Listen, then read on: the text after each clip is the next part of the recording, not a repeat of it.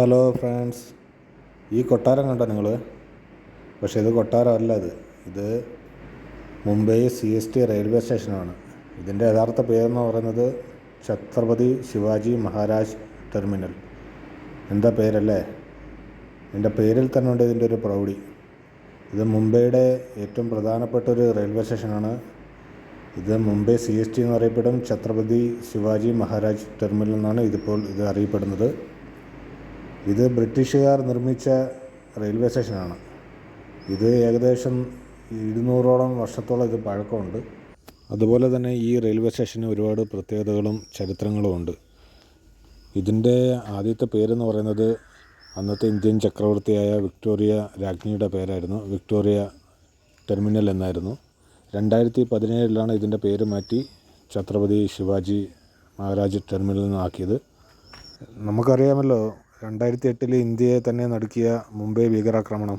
അത് ഈ സ്റ്റേഷനിൽ നടന്നിരുന്നു. ഏകദേശം അന്ന് 60ഓളം പേര് മരിക്കുകയും ഒരുപാട് പേർക്ക് പരിക്കുകയും ചെയ്തിരുന്നു. ഇന്ത്യയിലെ തന്നെ ഏറ്റവും തിരക്കേറിയ റെയിൽവേ സ്റ്റേഷനുകളിൽ ഒന്നാണ് ഇത്. നമുക്ക് ഈ കേരളത്തിന് വെളിയിൽ പോയി ഏത് സ്റ്റേഷനിൽ കണ്ടാലറിയാം, ഒരു വൃത്തിയില്ല, നമുക്കൊന്ന് ഇറങ്ങി നിൽക്കാൻ പോലും പറ്റാത്ത അവസ്ഥയാണ്. പക്ഷേ ഈ മുംബൈ സെൻട്രൽ എന്ന് പറയുന്നത് നല്ല വൃത്തിയും നല്ല സൗകര്യമുള്ള ഒരു സ്റ്റേഷനാണിത്. അതുപോലെ തന്നെ നമുക്ക് ഓസ്കാർ അവാർഡ് നേടിത്തന്ന ജയ് ഹോ എന്ന് പറയുന്ന ഗാനം ഷൂട്ട് ചെയ്തതും ഈ റെയിൽവേ സ്റ്റേഷനിലാണ്. മുംബൈയുടെ വളർച്ചയ്ക്ക് തന്നെ നല്ലൊരു പങ്ക് വഹിച്ച സ്റ്റേഷൻ തന്നെയാണിത്. നമുക്ക് ഇതിൻ്റെ ദൃശ്യങ്ങളെല്ലാം ഒന്ന് കാണാം.